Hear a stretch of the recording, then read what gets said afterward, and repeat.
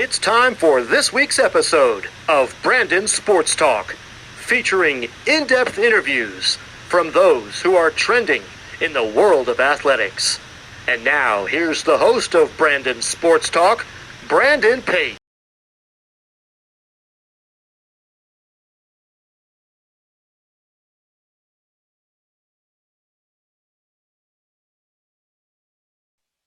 Welcome back to Brandon Sports Talk. In today's episode, I have the privilege to interview a Savannah Bananas Fan First director, Maria Matzinger. How are you doing today? I'm good. How are you doing? I'm doing good. Can you talk about how you knew that you wanted to get started in sports? Yeah, absolutely. So, like probably many of your listeners, I was very involved in sports growing up, whether that was, through different soccer leagues or high school sports. And so I think that when I went to college and started kind of picking out what I was going to study, I couldn't imagine myself not being around sports. And that was how I elected to go into sport management and now to continue to work in the sport industry. I just can't seem to get away from it. I saw that you were a swim coach. How Mhm. did that lead you to what you are now? Yeah. In college, actually in high school as well, I lifeguarded and swim coached every summer when I was off school. And so obviously, again, can't get away from the sports element. And so being around coaching and just kind of like basically not a rec center, but it was a venue for sporting events. Kind of again, just ignited that passion that I had to stay involved with sports. My direct responsibilities as a lifeguard or swim coach didn't get me to the position I'm in now. It was totally separate. I kind of look at being a lifeguard and swim coach as what my summer job was, not necessarily what this full-time job is. What was your experience as the ballpark office coordinator? Yeah, when I first joined the Savannah Bananas, it was actually in 2015 before we were even called the Savannah Bananas. And I came on board as the ballpark offices coordinator. Essentially, what my role was to make sure that we had furniture in our offices and that our phones worked. And so I helped answer phones and make sure that fans who came by were well served. I actually did some of our email marketing back then, and then I also managed our books. So that was when we weren't anticipating becoming as well known as we are now. It was kind of definitely, only four of us full time here, kind of starting to really run the ship. And so we all worked lots of different hats.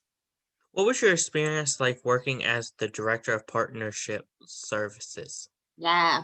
So that's sponsorship, right? Lots and lots and lots of sports teams. In fact, probably all sports teams except for ours now have corporate sponsorships. And so there's always somebody who is kind of like a liaison between the team and the people from other organizations that you partner with. And so that was kind of my role, was to make sure that we would go to meetings and we would tell them, hey, part of your sponsorship, you're going to get XYZ. And then my role was to make sure XYZ actually happened. So that's what that was all about. It's a lot of figuring out signage and designing artwork, but then also helping create promotions and making sure that they're activated well. So if we have, I guess, the balls promotion going on and we have a convertible out on the front plaza and it's filled up with tons and tons of baseballs, it was my job to make sure that the baseballs were in the car, that the convertible top got put up if it started to rain, checking the names and the guesses of all the people who submitted things, and then contacting the winner when we drew a winner. Can you talk about, of course, what your experience like is with the Fan First director? Mm-hmm. As a fans first director, my role is to kind of help unite our friends in how we serve our fans. So whether that is, like I said earlier, kind of through our marketing or through our ticket sales or through our merchandise department, it's making sure that as a team we have the right people in those roles to be able to serve fans well. So I work hand in hand with a lot of our game day staff, which is our part-time teammates that are here during games, serving the 4,000 fans we have every night. And I kind of help teach them what it means to be fans first and kind of give them the background of what our culture is here. What is the day-to-day life like as the marketing Fan First?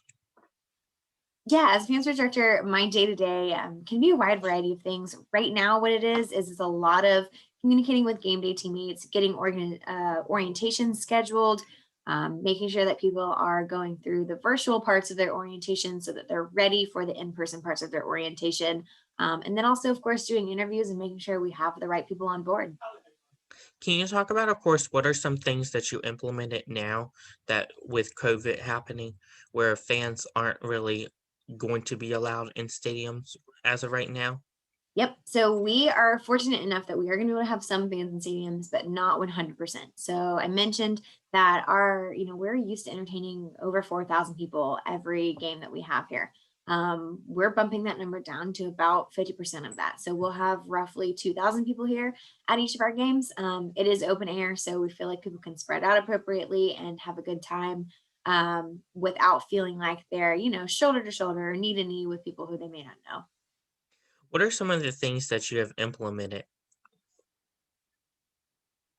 We have all of our fans wear masks. We actually check temperatures of everybody who comes into the stadium. So if you're on our staff, if you're a player, or you're a fan, we're gonna check your temperature before you walk in, and just make sure that everyone is feeling in tip-top shape before allowing people to come hang out in the same environment.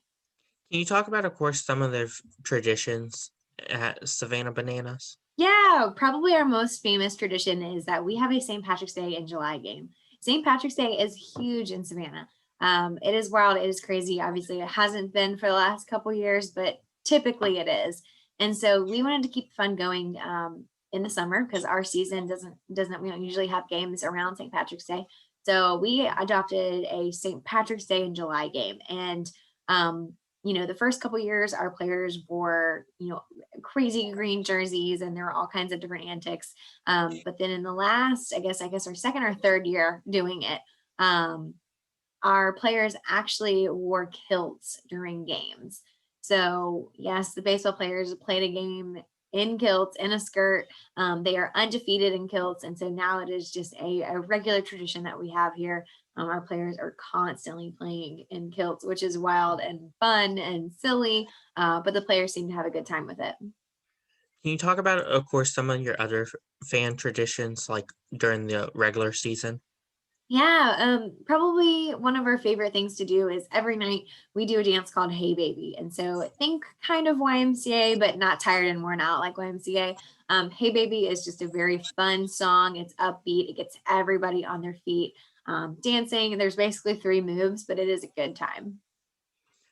What is a normal game day like before COVID? Before COVID, a normal game day is that it is wall to wall people. We have over 4,000 fans that come hang out with us at every game. The energy is absolutely electric. It's so loud. There's music constantly playing. People are yelling. People are cheering. There's high fives getting out. Everybody's dancing. We'll take at the end of the game, our players go out on the front plaza and they dance and they have a good time with fans. They take pictures and sign autographs. All the craziness happens. Can you talk about, of course, you said fans get to have autographs and stuff. Can you talk about what the media day would look like? Yeah. So what we would consider, I think, probably media day is that we actually have a fan fest on Memorial Day every year. And our players come in and have practice that morning. And so we invite the media to come out to that practice to get a chance to kind of start meeting players that they're going to be seeing throughout the summer. And then also to just, talk about what's going on and kind of prep the community for the upcoming season. What is something that you learn now that you didn't know beforehand? Lots of things. I don't think I can pick just one. Um, hmm. I think that's something I didn't quite realize until working in sports is that it is very much a business. We have a marketing team, we have a sales team, we have a accounting department. Like we have all those same things that any other traditional business would. And I think that a lot of times sports gets glamorized because you're thinking about is like, okay, what's actually happening on game day? And we forget that there are, at least for us, there's 9 months that we're out of season. So what happens during those 9 months? Well, we're a business. We keep operating. We get ready for our show time, which is those 2 or 3 months of just back-to-back games. As fan first, do you also run a little bit of the social media?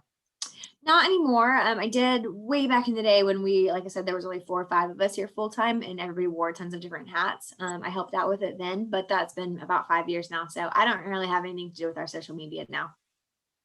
What are some things that you look forward to accomplishing in this upcoming year?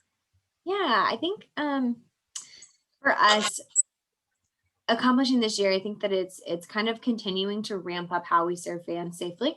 So making sure that we're still providing the experience for fans and getting it as close to what it would be if there were, full capacity, but doing it safely. And so I think that, at the end of the season, if we can get to it and feel confident with how we've served fans in the limited capacity, that would feel really great. And then know that we're continuing to move forward and closer to being able to serve fans full steam ahead, hopefully in 2022.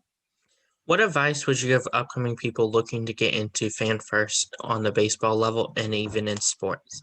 Yeah, some advice, just general advice I would give folks who are looking to work in sports is be ready to wear many hats, but also don't always feel like you have to fight fires. Find ways to get ahead of those things. Like when the fires are happening, you are going to feel it's going to be chaotic, but as soon as it's done, you're going to feel like a great sense of like, wow, look what I accomplished. But rather than celebrating that, try and get 2 steps ahead and figure out how you can prevent the fire. Where can my listeners find you at on social media along with Savannah Bananas at? Yeah, so Savannah Bananas are all over social media. I think that TikTok is probably the most fun right now. But we also have Instagram and Facebook and Twitter. For me, I think that the best way to find me would probably just be on LinkedIn. Thank you again, Maria, for your interview and best of luck in this upcoming season. Thank you, Brandon. You can find Brandon Sports Talk on Facebook at Brandon Sports Talk, Instagram at Brandon Sports Talk, Twitter at Talk_Brandon, and you can find me on YouTube at Brandon Sports Talk. Don't forget to like, comment, and subscribe. Thank you again, Maria, for your interview and best of luck. You've been watching Brandon Sports Talk. Please feel free to like, share, and subscribe to Brandon Sports Talk on social media and on YouTube.